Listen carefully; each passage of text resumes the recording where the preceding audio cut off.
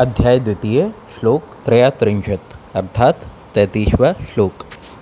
अथ चैत्वमिमं धर्म्यं संग्रामं न करिष्यसि ततः सर्वधर्मं कीर्तिं च हित्वा पापमवाप्स्यसि।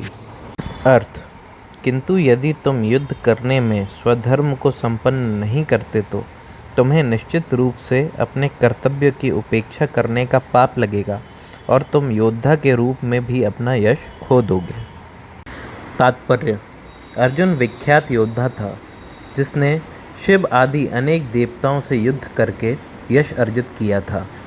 शिकारी के वेश में शिव जी से युद्ध करके तथा उन्हें हराकर अर्जुन ने उन्हें प्रसन्न किया और वर के रूप में पशुपतास्त्र प्राप्त किया था। सभी लोग जानते थे कि वह एक महान योद्धा है।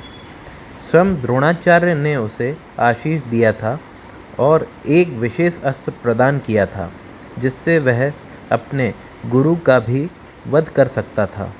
इस प्रकार वह अपने धर्मपिता एवं स्वर्ग के राजा इंद्र समेत अनेक अधिकारियों से अनेक युद्धों के प्रमाण पत्र प्राप्त कर चुका था। किंतु यदि वह इस समय युद्ध का परित्याग करता है तो वह न केवल क्षत्रिय धर्म की उपेक्षा का दोषी होगा अपितु उसके यश की भी हानि होगी और वह नरक जाने के लिए अपना मार्ग तैयार कर लेगा।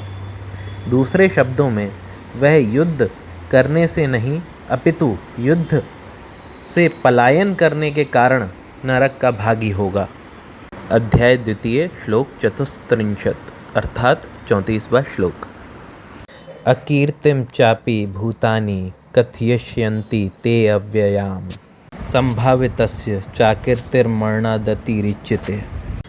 अर्थ: लोग सदैव तुम्हारे अपयश का वर्णन करेंगे और सम्मानित व्यक्ति के लिए अपयश तो मृत्यु से भी बढ़कर है। तात्पर्य: अब अर्जुन के मित्र तथा गुरु के रूप में भगवान कृष्ण अर्जुन को युद्ध से विमुख न होने का अंतिम निर्णय देते हैं।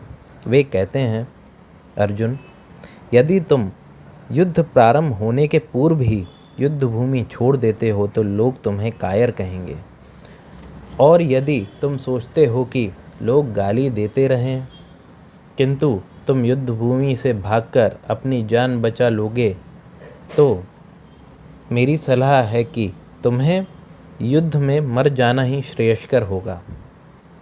तुम जैसे सम्मानीय व्यक्ति के लिए अब कीर्ति मृत्यु से भी बुरी है, अतः तुम्हें प्राण भय से भागना नहीं चाहिए, युद्ध में मर जाना ही श्रेयस्कर होगा।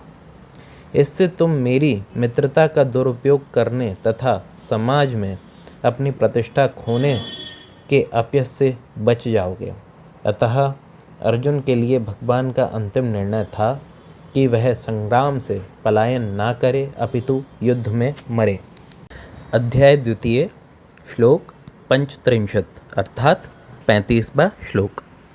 भयाद्रणादुपर्तं मंस्यन्ते त्वां महारथाः येषां च त्वं बहुमतो भूत्वा यास्यसि लाघवम्। अर्थ: जिन जिन महान योद्धाओं ने तुम्हारे नाम तथा यश को सम्मान दिया है वे सोचेंगे कि तुमने डर के मारे युद्ध भूमि छोड़ दी है और इस तरह वे तुम्हें तुच्छ मानेंगे। तात्पर्य: भगवान कृष्ण अर्जुन को अपने निर्णय सुना रहे हैं।